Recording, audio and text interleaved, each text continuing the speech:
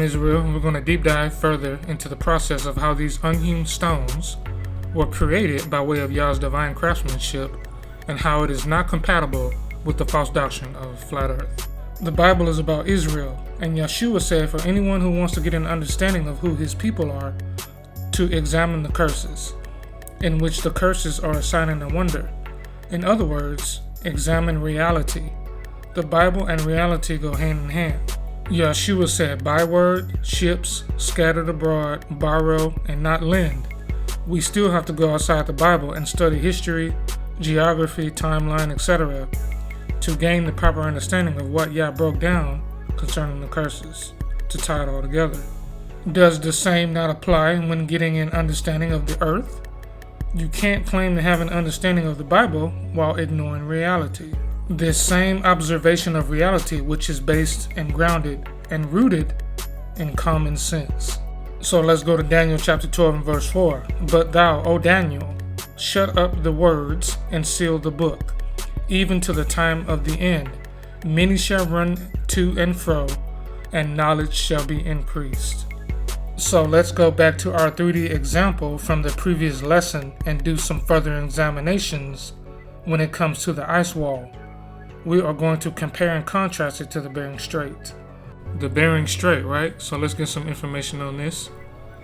It says at the top, the Bering Strait is about 82 kilometers, which is 51 miles wide, between Cape Dezhnev Peninsula, Russia, of the Asian continent, and Cape Prince of Wales, Alaska.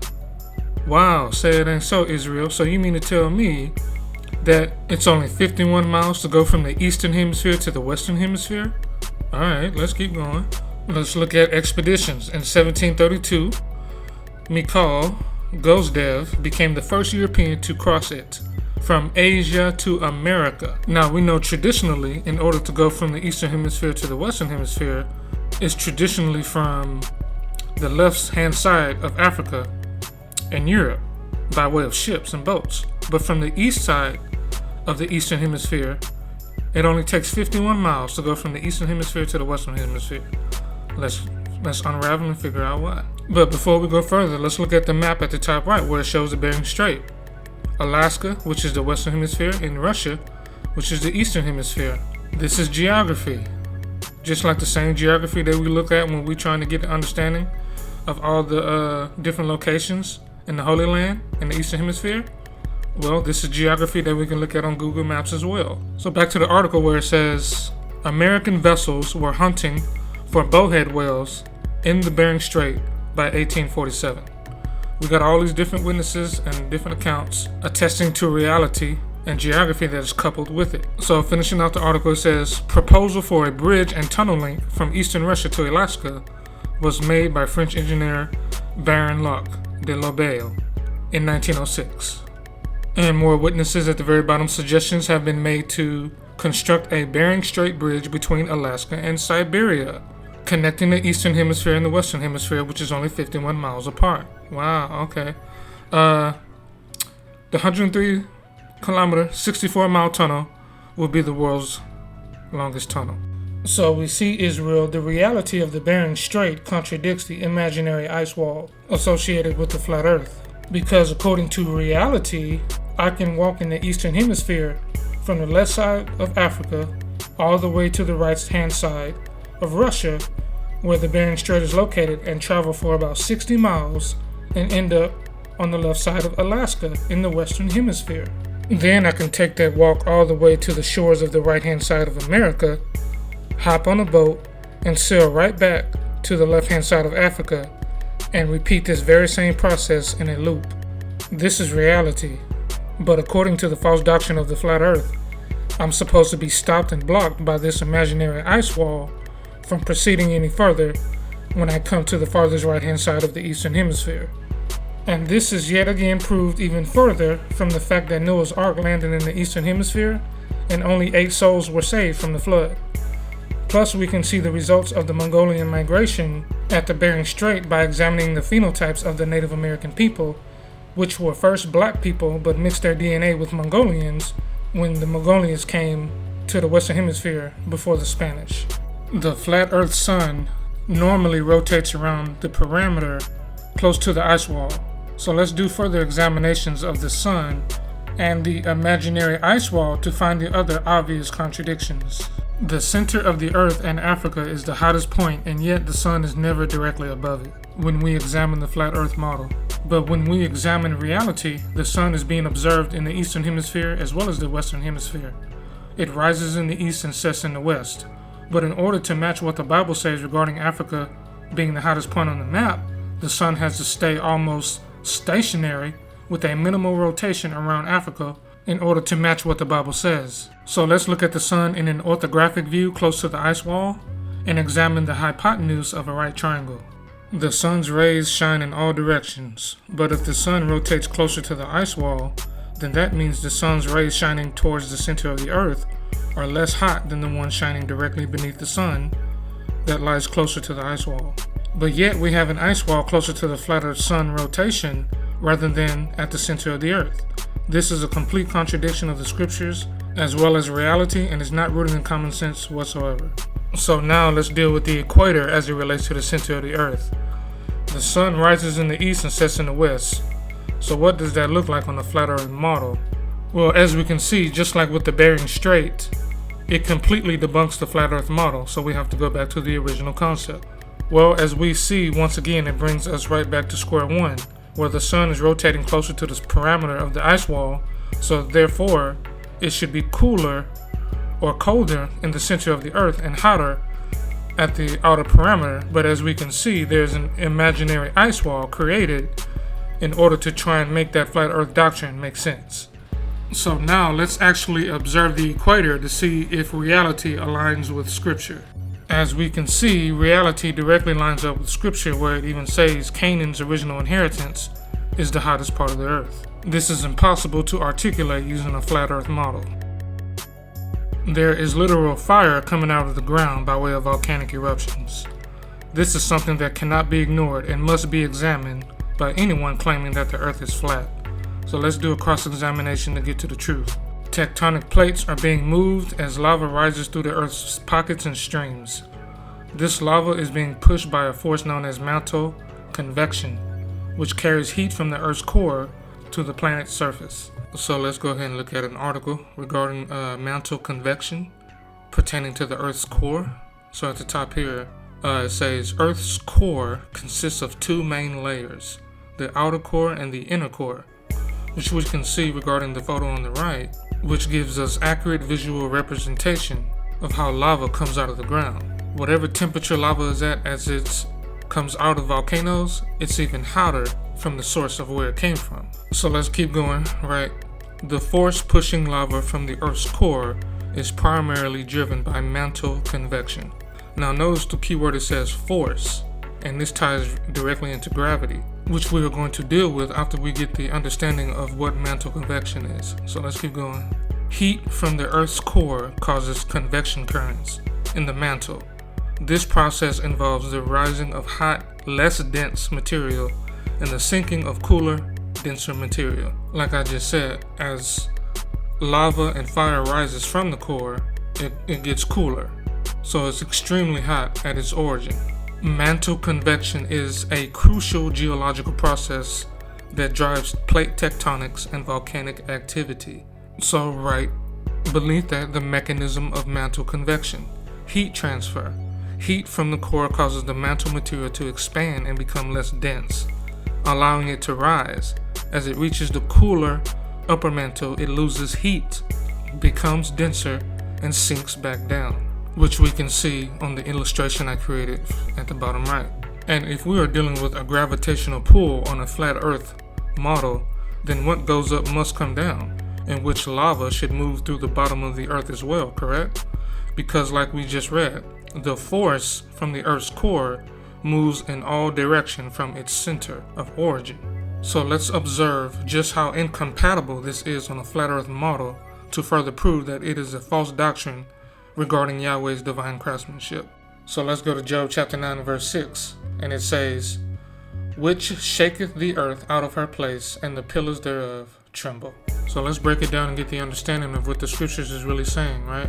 Let's shoot the Song of Solomon chapter 5 verse 15, and it says, His legs are as pillars of marble, set upon sockets of fine gold. His countenance is as Lebanon, excellent as the cedars. So we see here, Israel, that this is a figure of speech, referring to the stability of his legs. What type of figure of speech? It's a metaphor. So let's get the definition of metaphor, right?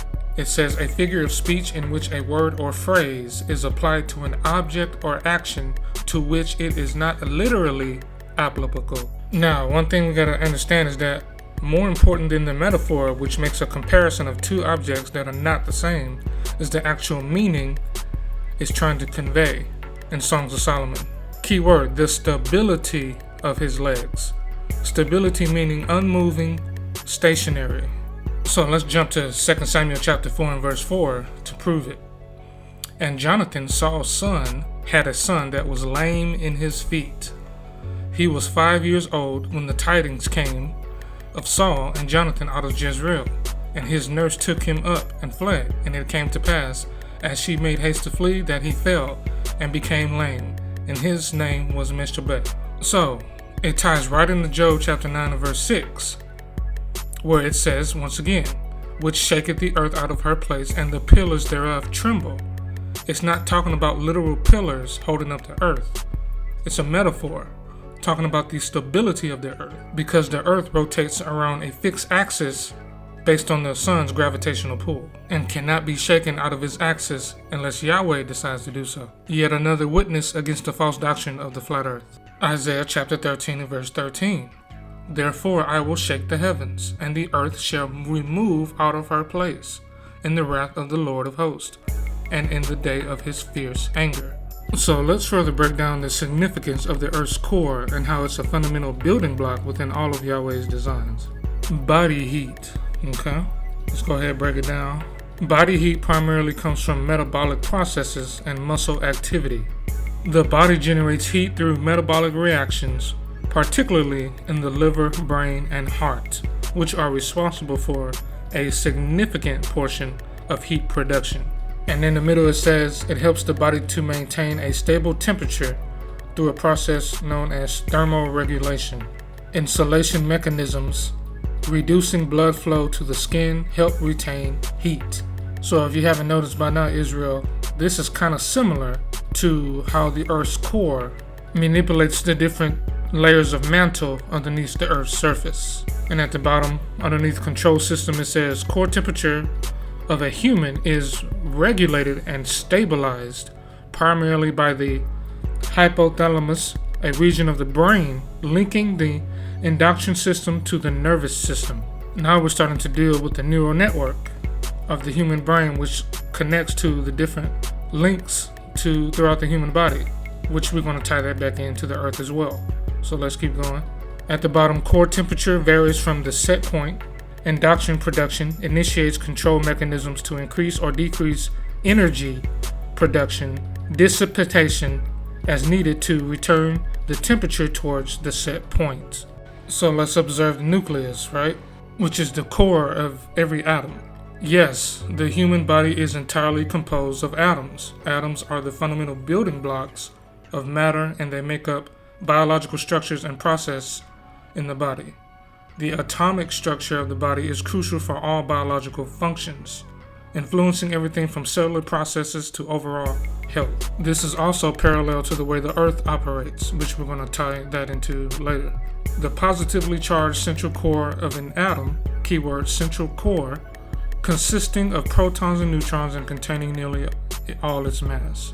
Yes, the core of an atom can produce heat, just like we see with the Earth, through nuclear reactions, because the actual Earth's core is comprised of atoms. When nuclear fission occurs, such as in uranium atoms, the nucleus splits, releasing a significant amount of energy in the form of heat. And this is the process we see within the Earth's core, which is also entirely made up of atoms, which are the fundamental building blocks of all matter. And atoms have a core. So how does the planet Earth not follow this same process with its own core if the Earth is supposed to be flat? So we see here, Israel, that the core is the foundational building block. And Yeshua said he is the foundation to all knowledge, wisdom, and understanding, the chief cornerstone. So let's tie it in. To the children of Israel, who are also the unhewn stones.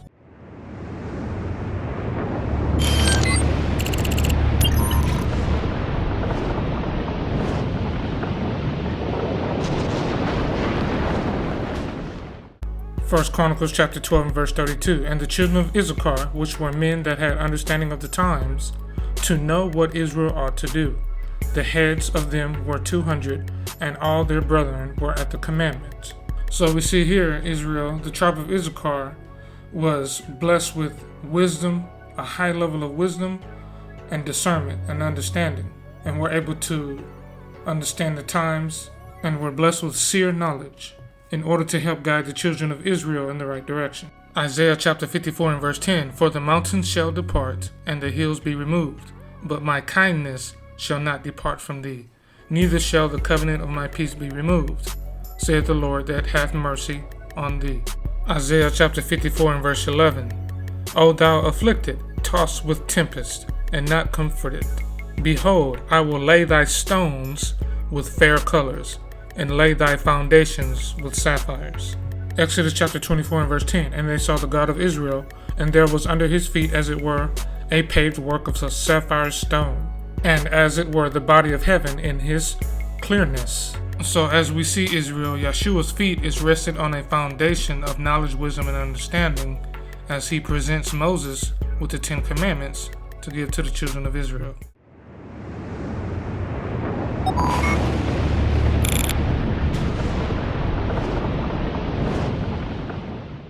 So let's get some information on the emerald. Okay, it reads, emeralds, like all colored gemstones, are graded using 4 basic parameters known as the 4 C's: color, clarity, cut, and carat weight. A fine emerald must possess not only a pure verdant green hue as described below, but also a high degree of transparency to be considered a top gemstone. And the second part, emerald is a gemstone in a variety of all mineral beryl, green by trace amounts of chromium or sometimes vanadium. Beryl has a hardness of 7.5 to 8 on the Mohs scale, so their toughness, aka resistance to breakage, is classified as generally poor. Okay, so let's get the spiritual meaning behind this gemstone. 1 Kings chapter 11 verse 4. For it came to pass, when Solomon was old, that his wives turned away his heart after other gods, and his heart was not perfect with the Lord his God, as was the heart of David his father. Genesis chapter 38 and verse 2. And Judah saw there a daughter of a certain Canaanite, whose name was Shua, and he took her, and went in unto her. Proverbs chapter 6 verse 26. For by means of a whorish woman, a man is brought to a piece of bread, and the adulteress will hunt for the precious life.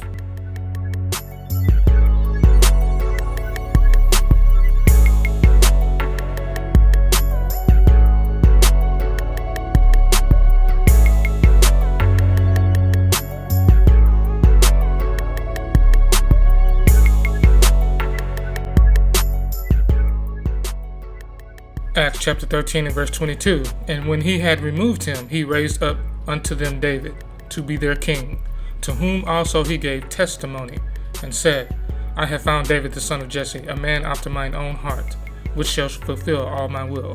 2 Samuel chapter 11 and verse 2. And it came to pass in an evening tide, that David arose from off his bed, and walked upon the roof of the king's house.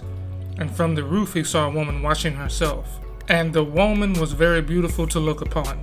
That's all it took, Israel. He didn't ask no questions, and she didn't need a resume. And we already know what else David decided to do to make sure he got what he wanted. The tribe of Judah has a lust problem, which stems all the way back to Judah himself, their forefather. But Yeshua called the men of Judah his pleasant plant. Why? Because the spirit of David took charge and took initiative. And David knows how to remain strong under pressure. Just like when all the people blamed him for when the Amalekites took the wives of the men of Judah. But David remained calm and encouraged himself to get the mission done. He took charge without fear. And David spent his whole life repenting from his sinful act by way of his lust. And this also ties directly into the spirit of Judah himself. Because even though he married a Canaanite woman, and also participated in sinning against Joseph by way of his envy, he also repented and took charge in initiative dealing with other events by willing to sacrifice his life for his brethren, such as Benjamin.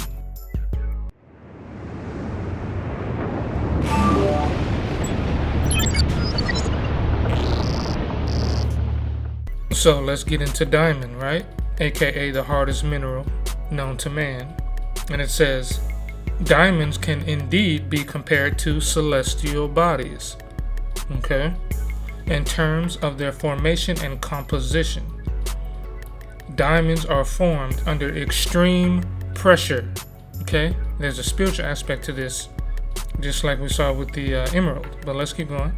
And temperature conditions, similar to those found in certain celestial environments. Extraterrestrial diamonds have been discovered in meteorites, indicating that they can form in space as well. Interesting. Just as diamonds on Earth are created through geological processes, cosmic diamonds can form during violent events like planetary collisions. These events can produce diamonds from carbon-rich materials under immense pressure. Both diamonds and certain celestial bodies share a carbon-based composition. And at the bottom, it says, celestial bodies are indeed forged in fire, primarily through processes like nuclear fusion and stellar evolution. Exodus chapter 34 and verse 30. And when Aaron and all the children of Israel saw Moses, behold, the skin of his face shone, and they were afraid to come nigh him. 1 Peter chapter 1 and verse 7. That the trial of your faith, being much more precious than of gold, that preacheth, though it be tried with fire, might be found unto praise and honor and glory at the appearing of Yeshua HaMashiach. So let's see why the diamond is associated with the tribe of Zebulun as a whole, right? Let's go to 1 Chronicles chapter 12 and verse 33. Of Zebulun, such as went forth to battle, expert in war, with all instruments of war, 50,000, which could keep rank. They were not of double mind.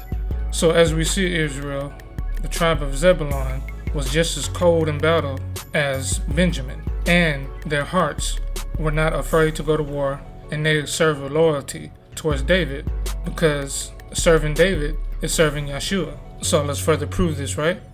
Let's go to Deuteronomy chapter 33 and verse 18, the blessings of Moses. And of Zebulun he said, rejoice, Zebulun, in thy going out, and Issachar in thy tents. So what is Moses saying here exactly? Basically, Zebulun is happy because the tribe of Zebulun had a lot of wealth that flowed through the commonwealth of Israel. Just like Yeshua said with the stipulations of Deuteronomy 28. If you keep my commandments, I'll put you high above all nations, and I will pour you out blessings that you have not room enough to receive. Zebulun was never double-minded, of a double heart. They always were in line spiritually with Yeshua. It was only until Solomon went into idolatry that the kingdom split, and he caused northern kingdom to go into idolatry as well. So let's jump down one to verse 19, right? They shall call the people unto the mountain. There they shall offer sacrifices of righteousness, for they shall suck of the abundance of the seas and of treasures hid in the sand. Genesis chapter 1 and verse 1. In the beginning Yah created the heaven and the earth. Verse 2. And the earth was without form and void, and darkness was upon the face of the deep, and the Spirit of Yah moved upon the face of the waters. Verse 3. And God said, let there be light, and there was light. Verse 4. And God saw the light, that it was good, and God divided the light from the darkness. Pause. Okay, verse 4 gave you the mathematical equation. We're dealing with simple arithmetic before we even get into algebra, geometry, or trigonometry, or calculus. Yah said divide. It's simple logic, simple common sense. He placed the light on one side and the darkness on the other. And all this is before he even gets started on creating the firmament. So let's go down 1 to verse 5. And Yah called the light day. The daytime is the result of what light? Oh yeah, that's right, the sun. And this is all before he even creates a firmament. 1 Corinthians chapter 14 and verse 40. Let all things be done decently and in order.